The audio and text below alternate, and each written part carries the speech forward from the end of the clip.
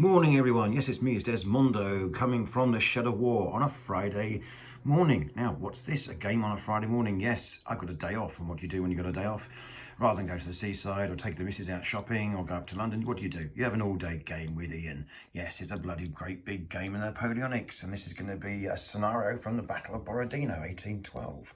We're using Dave Brown's GDA2 rules, and I'm really looking forward to this because we haven't had a real smash-up Napoleonic game for a very long time.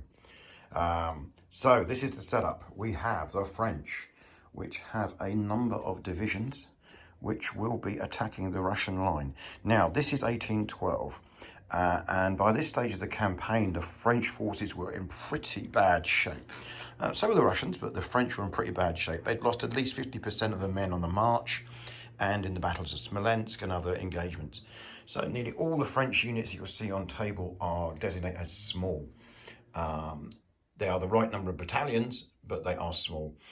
And this is slightly different from how Dave normally sets his games up. Dave normally amalgamates units to try and make them full strength and consolidate things for gaming purposes, which is absolutely fine.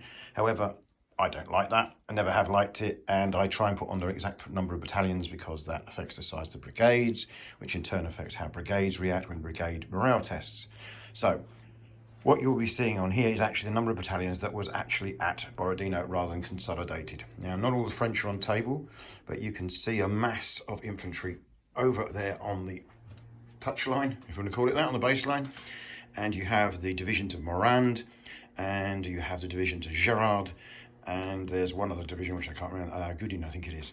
Now they're not all on table because there's not enough space. Again, another interesting point about when you actually put the right number of battalions on rather than consolidated, you do have an issue with space, which is what you should have in Napoleonic armies.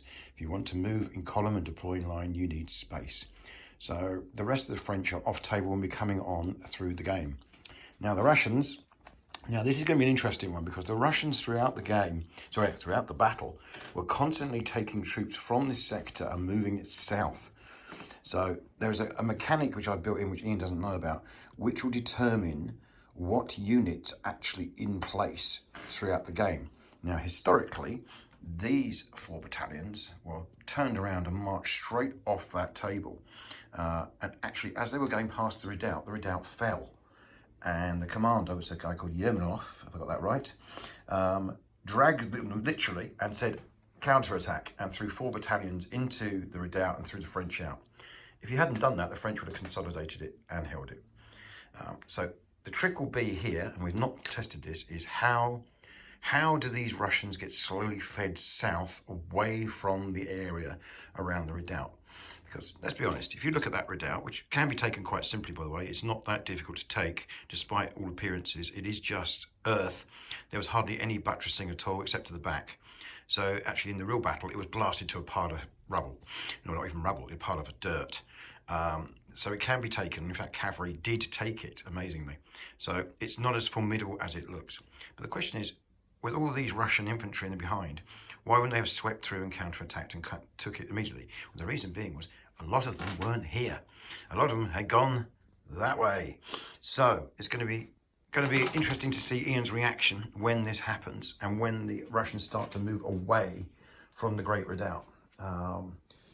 Yeah, looking forward to this. We haven't played in Napoleonics for a very long time. This is a very straight up battle. I don't think there's going to be a huge amount of finesse in this, but there is enough room for some combat over on this flank, and we both have cavalry, and good cavalry too. So there might be a nice big cavalry battle out here on this flank at some point. And I say, historically, the French actually did cross the stream with cavalry in a second attack, sweep into the Redoubt and take it. And the Saxon Garde du Corps, Zastra Cuirassiers, and Polish Cuirassiers, and I think even Westphalian Cuirassiers were involved in taking it.